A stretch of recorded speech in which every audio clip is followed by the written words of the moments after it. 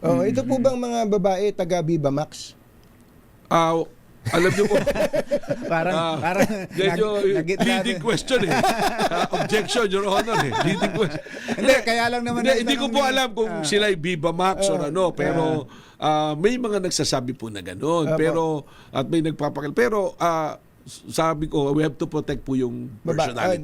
Sa kapan sila. That is under the law po eh. Dahil victim sila. Sa paningin ng batas, biktima sila. Biktima po sila. That's why nung natapos na po yung processing sa kanila, itinurn over po namin sa DSWD po. Opo. Kaya naman nabanggit to ni Kumbachero yung Viva Max.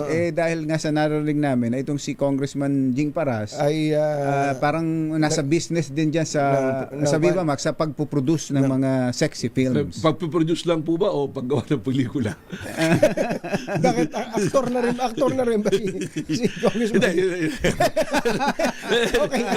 Pero may sasabihin po ako sa Sige inyo. ba, sige ba.